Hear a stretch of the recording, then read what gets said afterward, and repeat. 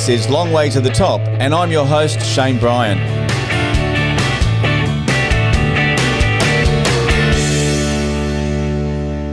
This year marks 50 years since the most iconic of songs in Australian rock history was created. Am I Ever Gonna See Your Face Again? Started out as a fairly modest release back in 1976, and it's grown into full-blown national anthem status, completely one of the most famous crowd responses that you could ever hear. Now the Angels are celebrating it with a massive 50 years on tour right around the country and coming to Launceston July 3rd at the Country Club showroom. Joining me now, founding member, guitarist and co-writer of that song, John Brewster. Welcome to the show. How are you? Great, Shane. How are you? Yeah, fantastic, fantastic. Can you believe 50 years that song has lived in our brains like an earworm? And did you ever imagine that this song would become as big as what it is? Oh, absolutely not. I mean, when we released it, we were hoping we'd have a hit single and take us up to the stars. But of course, that didn't happen. So we spent years past releasing that song trying to get somewhere. It wasn't until Rick and I sort of produced the Face to Face album, and Rick wrote "Take a Long Line," which was the opening single for that album, that the whole thing just went through the roof. So Face Again kept us in the old EH Holden station wagon for quite a few years afterwards. But I've always had a great affection for the song. I think it's a good song. It's like you release your first single doesn't necessarily mean that's going to be a big success. You're nobody till somebody loves you. So somebody wrote that. That's a great line. That's a good line. It's a good line. And of course, we know it as a pretty famous party song now, but the song actually came out of personal tragedy. It did, yeah. It was, I think, either the girlfriend or friend of John Woodruff, who was managing the band back then, and he lived with Doc for a while, and so that particular tragedy he shared with Doc. I think Doc might have also known the girl, and she died in a car accident, or I think it was a motorbike accident actually.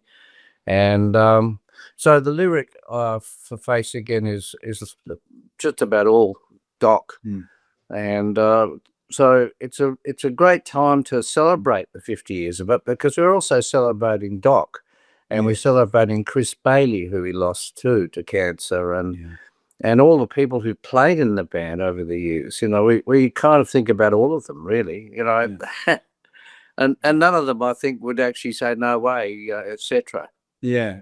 There was a really good video that I think it might be shared on your YouTube channel, which actually is a montage of concerts, with that song sung by all the different lead singers right up until now, and incredible energy behind that. I just think that's amazing, and that's all cut and edited by my wonderful brother Rick Brewster, and basically it's all done to the original single, the original recording of Face Again, which it is my personal favorite recording of the lot. That's with Charlie King on the drums. We did it again with Chris Bailey and Buzz Bidstrup, who are an amazing rhythm section, and that's a good version too. But the original single, I just love it. Yeah. What do you remember about recording that first version?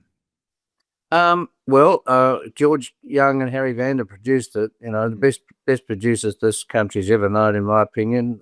There's a lot of great producers, but those guys are just incredible. You think of the body of work that they did.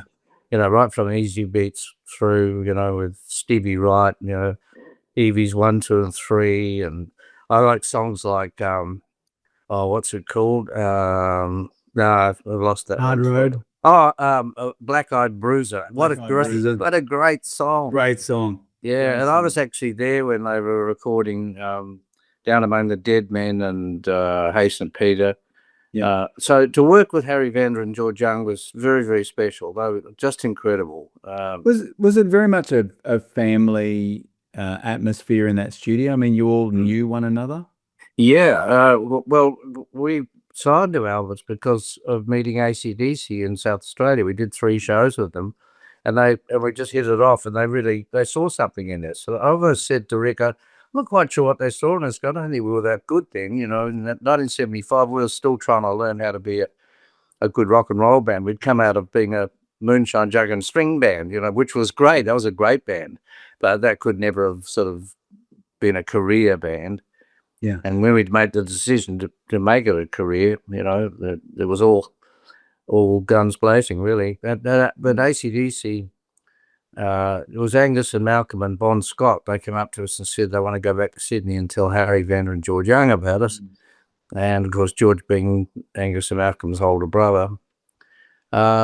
Yeah, so it's a very long answer to your question, but it was very much a family atmosphere, right from the girls in the front office, like FIFA Riccobono, who became A&R manager, and right through the whole thing. So, sometimes we'd have jam sessions with AC/DC and swap instruments, and George would have a barbecue, and we'd go to George's place out. At that stage, it was out, I think, at Epping. And he had a music room, and we'd have a barbecue, and we'd end up in a music room playing 1950s songs, with Angus. Angus would even spin around on the floor sometimes, like hyped up by chocolate and cups of tea. And I heard a story that when they were recording Hard Road album with Stevie Wright, that Angus was there. Angus was actually, even though Malcolm Young was on the album, that Angus was actually in that recording studio as well. I don't know whether he was playing. He may have been too young. Yeah, well, I don't know. But I do believe he was there, yes. Yeah, I mean, George sort of took Angus and Malcolm under his wing a bit. Yeah. And of course, as time has proved, they were quite capable of going on with it themselves. Yeah. However, George came back every now and again. I think he did the Thunderstruck single, which I just think is one of the greatest things. Yeah. Yeah. We were there. We watched them record Let There Be Rock. That's one of my favorite memories. Yeah. Yeah. I love how, there was this collection of bands and with yourselves and AC/DC and Rose Tattoo and Ted Mowry gang. Yeah. Yeah. But before all of that was you forming the band in Adelaide. And there was a lot happening in Adelaide. I was talking with B. Birtles, and he said that the Doc actually was one of their first managers of Zoot. Yeah, I think he might have even named them. I'm not quite sure. Yes, he did. I think he did. I think he named them. Yeah, so because Doc being an Elizabeth boy, 10-pound poms, all these guys, like Swanee and Jimmy Barnes, and but both full brothers, by the way, even though I've got different surnames. So somehow us, middle class or upper, in our case, I guess it was upper middle class. Rick and I went to St. Peter's College, that very wonderful private school, and we met all these guys. I saw the Beatles. I went to school to welcome them to Adelaide. 300,000 people turned up. Incredible. There's something about Adelaide, and once the Beatles came and Bob Dylan came in '66, I saw that concert. I was a huge Bob Dylan fan, still am. Adelaide seemed to just embrace the whole it was very much a social revolution in the '60s. And I'm very grateful that I was a teenager in that era, because it was pretty amazing. Yeah, yeah. And tell me, let's go back to when you first decided to start the Angels. We had this jug band, Moonshine Jug and String Band, very popular. We were doing really well. I was doing university, or so was Doc, so was Rick. Rick was doing agricultural science. So everything was good. We had this, a bit of income and lots of fans. And then I wrote a song called Keep You on the Move, which is it's pretty ordinary, really, but it was kind of okay. We and we went into a studio in North Adelaide and recorded it as the Jug Band, but really it was a rock and roll song. And it went to number 5 I think it was number 5, might have even been 4 in the charts, just local, 5KA. Well, 5KA was recognised as like the most influential station in the whole country in those days. Yeah. Anyway, it went number 4 in the charts. I suspect Mum bought most of the copies, but she was such a supporter, just unbelievable. But the thing is that I started to realise, and it's not all I, by the way, that I did start the Angels, and I just sort of thought, well, okay, we've got this Jug Band, it's great, it's fun, it's making money, but we'll have to go and get real jobs. Yeah. And then I went to Rick. Rick had only just got his degree. He had it in his hand, and he had the mortarboard in the back seat of the car. And I pulled the car over, and I said, "Can I talk to you, Rick?" And he said, "Yeah." I said, "You know that band Sherbet?" He said, "Yeah." I said, I reckon if we start a rock band, we could knock them off in 12 months. What do you reckon? He just turned to me and said, "Yeah, okay." That was me talking Rick into it. Yeah, yeah. I then got hold of Doc, and Doc came to my place. I was renting a place at Goodwood, and he came over, and he literally stayed the whole night. And about 9 o'clock in the morning, I think I wore him out. And he said, "Yeah, okay, I'm in." So the 3 of us started the Angels. Yeah. And then, of course, we got Charlie King in, and he was with us for a couple of years. And then really, when we got Buzz Bidstrup and Chris Bailey, suddenly we had a real band, because those guys were, as a rhythm section, were just incredible. Yeah, yeah. So where did the name come from? Well, see, being a jug band, Jug Band had this sort of zany aspect to it. We would go to op shops and get, old clothing and stuff and dress up on stage and that sort of stuff. Yeah, and we loved things like the Keystone Cops and, W.C. Fields, Mae West, all that stuff. So there's something about, embracing the 20s with the Jug Band. A lot of the songs came from there. But when we started the rock band, we were at a barbecue and there's just a whole lot of names that various ones of us had written, and we lined them all up, and Doc had come up with the Keystone Angels. And we went, "Oh, that's good." And I think that we had that name probably because of the Keystone Cops. Yeah. So we were the Keystone Angels. And then we signed with Alberts, and we were talking to George Young, who was wonderful, amazing, just an inspiration, but he never actually told us what to do. Yeah. He just would say, have you thought about, and he said, "By the way, guys, well, why do you have that word Keystone in the name?" And we went, "Well, I don't know, really. It was just," he said, "I think the Angels would be a really good name." Yeah. So the first single went out as the Angels with Charlie King on the drums. Yeah, fantastic. Fantastic. It was fantastic, yeah. Now we've got to talk about the Chant, because you didn't write it. It came from the crowd, and I've heard a couple of different stories about when it started. I was talking to your brother, and Rick said that it came from a pub in Mount Isa. No, it's not. That's not quite right. That was the first time we heard the Chant. We have no idea, and I don't think anyone has any idea how it started. I really don't, because there's a whole lot of people, thousands of people have claimed that they started it. Seriously, it's like, so we don't. It's become pretty iconic. Well, it has, but the thing is, the Mount Isa thing was, it was actually 3,000 people in the town hall. It wasn't a pub. It was a huge show in those days for us. And, we did a great show, and the audience kept hollering for more songs. Now, we hadn't played Face Again for a couple of years, but it wasn't that we didn't like it, but it wasn't a successful single. And we just thought we'd moved on, with the Face to Face album and No Exit album, and then Darker, and that trilogy of albums and that songwriting that went hand in glove with those records we were on a different kind of path, and Face Again was like that kind of lovely boogie song we did back then, but we stopped playing it.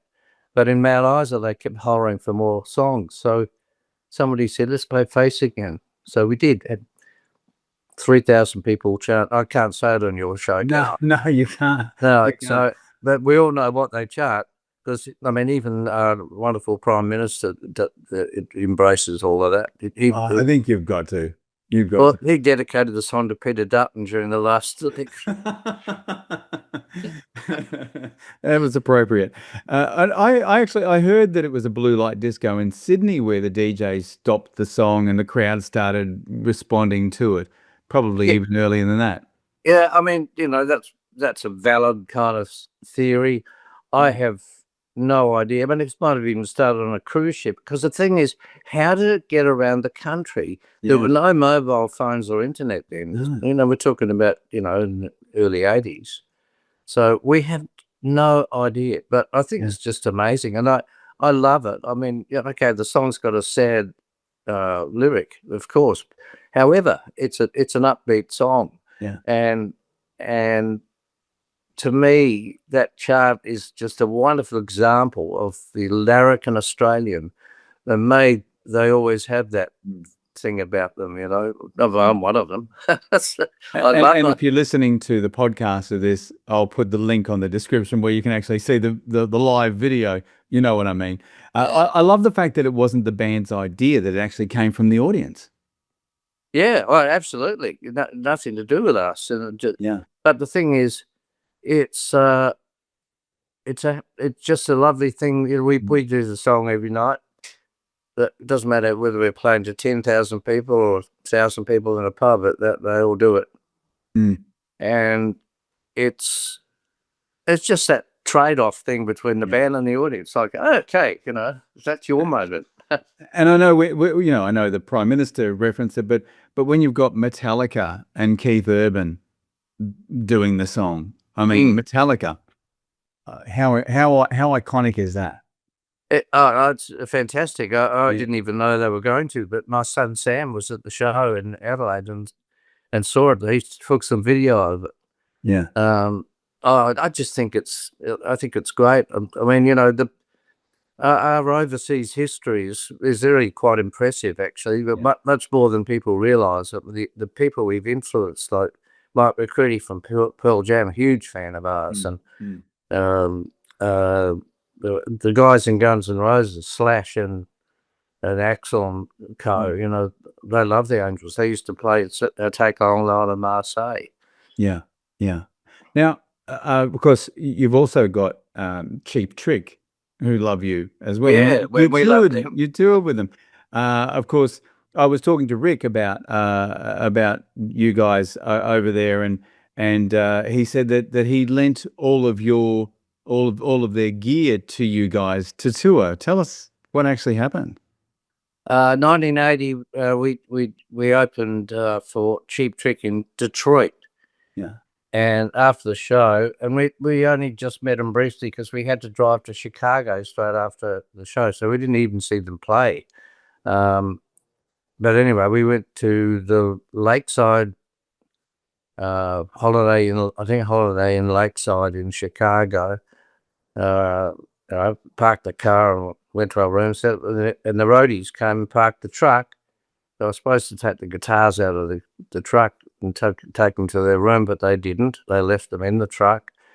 And then the next morning, we discovered the truck stolen. So the radio station broadcast that Angel City had their truck stolen. That was our name over there. Angel City, right? Yeah, because we weren't able to use the Angels, who had an injunction against us. So it was Angel City, and so Rick Nielsen lives in, I think he still does, in Rockford, which is 120 miles outside of Chicago, and he heard that we'd had our gear stolen. He was a big fan of the band, so he put some guitars in the, as they say, trunk of the car, drove into the Park West club that we'd sold out. We were playing it that night. The support band loaned us all their guitar amps. Rick Nielsen, I got a Les Paul from him, which I eventually purchased. Every time I see Rick, he says, "You paid me for that guitar yet?"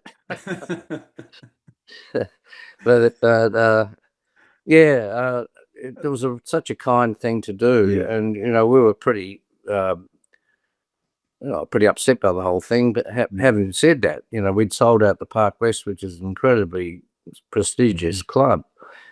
So the show was great. And then Rick Nielsen got up and played "Can't Shake It" with us. Oh, that is awesome. That is awesome. Now, of course, you're around touring at the moment. And before we stop talking about Face Again, there's a video that has resurfaced, and it is from the Roselands Shopping Centre, where you guys are performing in the centre, a very subdued version, let me tell you. But I think it was done from Myers. And I was talking with your PR lady, and she said, you actually don't remember doing that video. Oh, no, I've got no... I mean, the thing... the thing is, when all that was going on, we would, burning a candle both ends. So we like, for example, we would drive 7 hours to Coffs Harbour from Sydney to support John Paul Young for 45 minutes, get in the car and drive back afterwards. That's the kind of thing we used to do. And it was full on every day of the week. Every day of the week we were doing gigs, we were writing songs, etc. And so the record company would go, look, Barbara Eden's in town and she's singing a travel show. And so we did a show for Barbara Eden, I Dream of Jeannie. Wow, yeah. And I do remember that. But the Roselands thing, I got no idea. I got those. I was waiting for the 70s crowd to break out with the No Way, but they didn't. See, it hadn't happened then. And the thing is that basically we used to do anything and everything for exposure. Yeah, that's what you did. You just wanted to get your faces around the place so that people knew who you were. So we would do everything, and some of those are really embarrassing. When we did a movie called Rocker, the guy that was A&R at Albert's at the time talked us into it, and we just made fools of ourselves. A little bit of a classic, we were running around and sounds a bit like the Monkees. Yeah, I know, and it was like the Monkees. Yeah, and I wasn't a big fan of the Monkees, although they had some great songs. But we'd do that. And eventually, you do a lot of live shows, and because that's what we've always been about. We're a really good live band, we still are, and it's always been about our relationship with audiences as a live band. So 5 decades you've been doing the live, concerts. What is it that keeps you excited about getting back up on stage? Well, firstly, the band. The lineup that we have at the moment is just phenomenal. I mean, so have many lineups of this band. But my son Tom is playing drums, and he's incredible. He's there because he's a really great drummer. Yeah. Because Nick Norton went from the drums to front singing when we parted company. And he's a great singer too. Does a great job. Oh, he's amazing. I've known about Nick since he was at school. He was at school with my son Sam, and I discovered how great he was as a singer right back then. And he had a band called Gangarai that I was producing and signed up with Harry Vander. And unfortunately, it took too long for them to record, and things fell apart there. I think the bass player went into banking. The drummer, his wife told him he wasn't allowed to play drums anymore in the band. Stuff like that. This happens with bands. Yeah. And so, but Nick was always great, and I didn't know, but he was a wonderful drummer. So when Dave Gleason joined us, so did Nick on the drums, and he was doing backing vocals and stuff. But we parted company with Dave on the best of terms. He's a mate. It just got busy. Yeah, it just got too busy. It was hard, and revived his Screaming Jets as well. Well, I think we we kind of helped them as well, and they're a great band. And they were really struggling when Dave joined us, and they've gone on and are still going on, and good on them because they're a great band. They don't have so many songs. We just got lucky. We just wrote a lot of songs that people love. So when we this probably sounds like I'm bragging, but the biggest problem that we have is what songs we got to leave out because you can't play forever. I'm going through your list, here, No Secrets, Shadow Boxer, No Exit, Marseille, Face the Day. I mean, there's just so many. There were so many. Take a Long Line, Dogs Are Talking. It just goes on. Was there a favorite period for you in terms of creativity? Yeah, very much so. And that was that early period around about 77, 78, 79, 80, probably, right through to 83. Got a little bit harder when we did 2 Minute Warning, but excuse me, a frog in the throat this morning. That period was incredible. I mean, the reality is we lived and breathed the band. Rick and I we'd go into the studio and we'd stay up all night in the studio. Yeah. And that's where things like the Take a Long Line guitar solo came from. We'd be there and we'd start singing some of the solos. And that's why I think that's why they're so memorable. I mean, Rick is a very melodic lead guitar player. You remember his leads. When we did France in 2015, we played this gig called Le Forum, and it was like full house. There's only 600 people, but they sang Rick's guitar solos. It was like they were part of the band. It was incredible. Wow. Wow, that is incredible. Now, by the way, we're about to get an alert that's going to come through on our phones. I don't know whether you heard about this. So if it comes through, that's what it is. It's a government alert, like a warning alert thing that they're testing out in all of Tasmania. So anyway, that's what it is. Really? Yeah. It's a thing, a Tas alert. I don't know whether you can see that. Yeah. Yeah. So there you go. Well, that worked. Great. I haven't got one. Yeah, I think it was just a Tassie thing they're testing today, and then they're going around the rest of the country. So really, yeah, wow. Fascinating. Now, let's shift to our Lonnie gig. I mean, well, the whole tour. You're going right around the country. What can we expect at the Face Again tour? I mean, obviously, we're going to get the full Face Again experience, right? Oh, yeah. Yeah. Well, the thing is, Nick Norton's been knocking everyone out everywhere. So we've got a great front man in here. And he started off playing guitar with us because we wanted a bit of a point of difference to Dave Gleason. However, that wasn't necessarily the smartest idea. He's a great guitar player, but you don't need 3 guitars in the Angels. No. So he's become a magnificent front man. He's got his own thing. And then where was I going with that? Well, number one, he's great. The band, fantastic. We're playing wonderfully well, and there's Rick and I still there. Yeah. I'm not about to retire. I've got I had friends say recently to me, "Isn't it time you retired?" And I said, "Well, hang on, let's just talk about that." Okay, I'm 76 years of age. I've got new knees, so I can stand on a stage easily. I can walk through the airports. And then I stand on a stage and we played on occasion, thousands of people.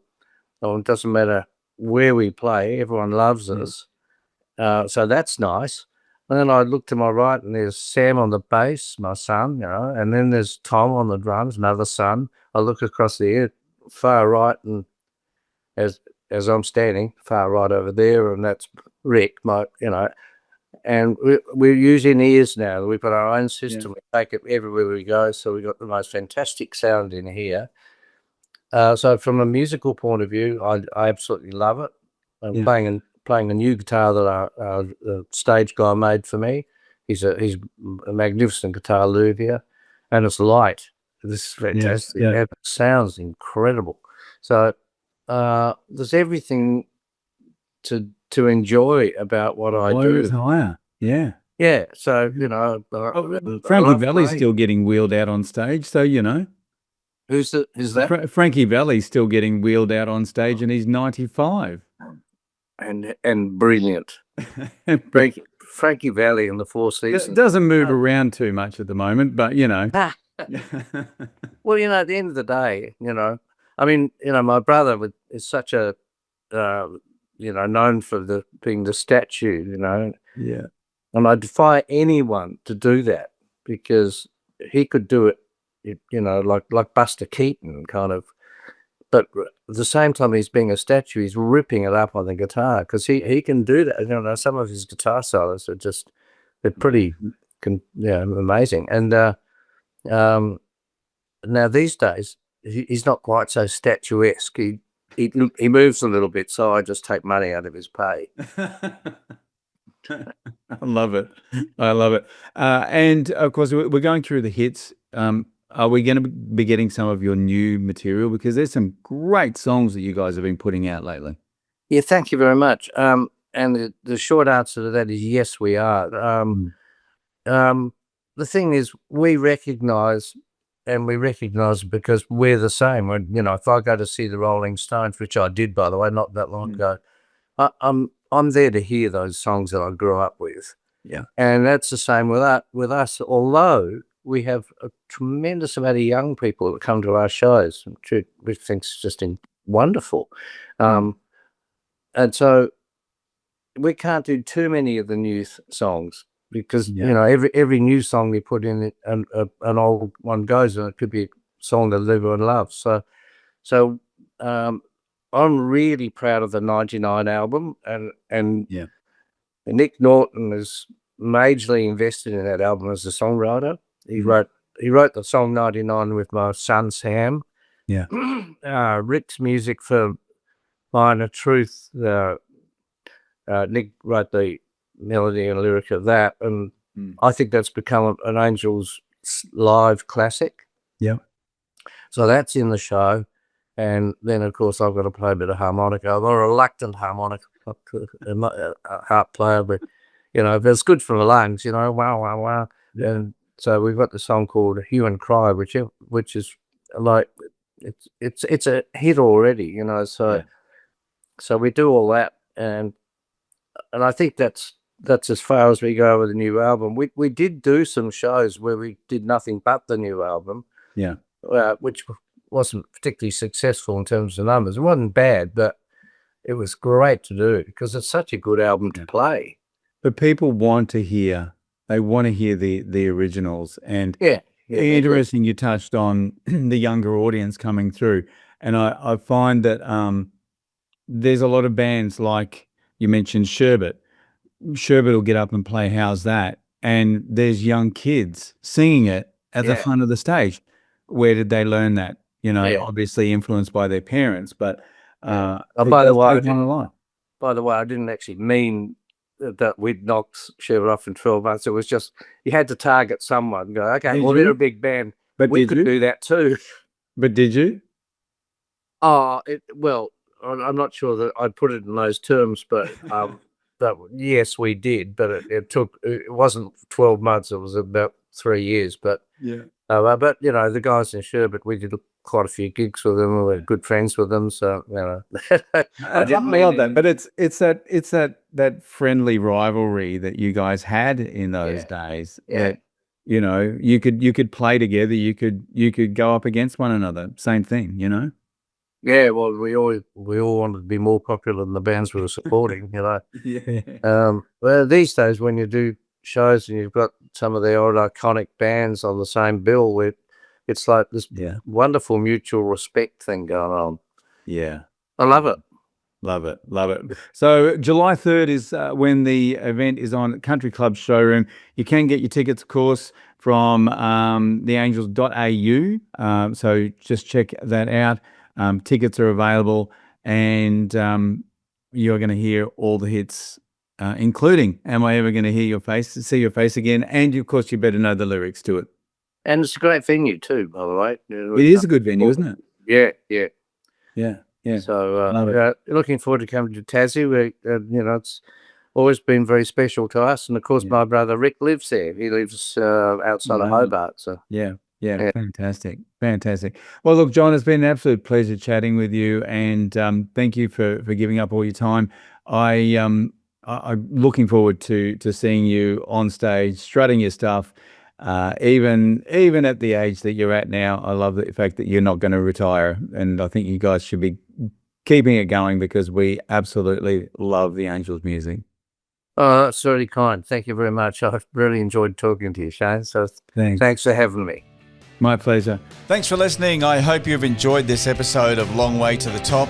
Hit plus or follow to subscribe to the podcast, and head over to Facebook at the Long Way to the Top podcast and give us a like. Keep on rocking, and I'll catch you on the next episode of Long Way to the Top.